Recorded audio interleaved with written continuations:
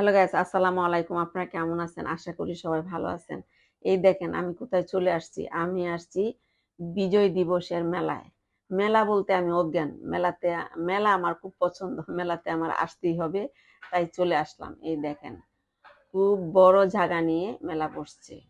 হ্যাঁ, অনেক দোকানপাট। হ্যাঁ, আমি থাকি মিরপুর। মিরপুর ডিওসিস এ এই মেলা হচ্ছে। ওই মেলাতে আসলাম।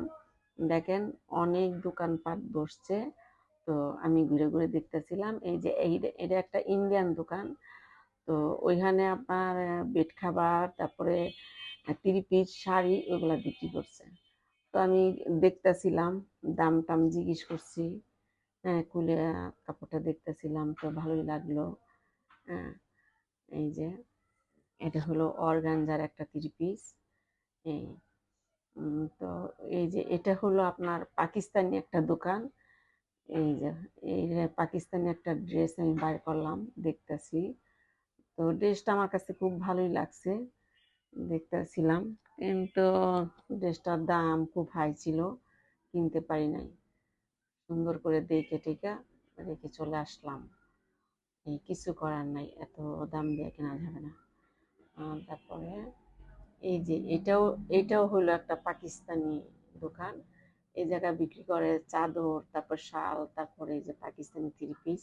তো এই থ্রি পিসটাও আমার পছন্দ হচ্ছে, খুব সুন্দর কিন্তু মোটা।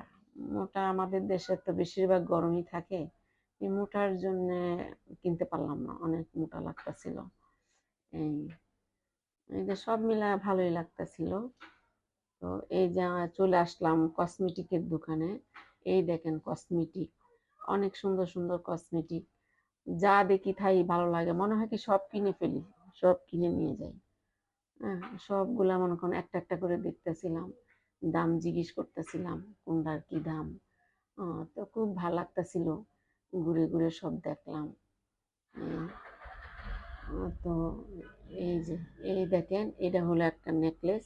এই নেকলেসটা খুব ভালো লাগছে, শাড়ির সাথে পরলে খুব ভালো লাগবে, তাই এই নেকলেসটা নিলাম। ওই পুরা মেলা ঘুরে টুরে একটা জিনিসই পাইলাম, একটা নিলাম।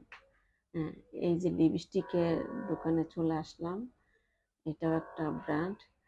তো ওইখানে তিনটা লিপস্টিক কিনছি। একটা আমার মেয়েরে দিছি, দুইটা আমি রাখছি। তিনটা লিপস্টিক কিনলাম। এই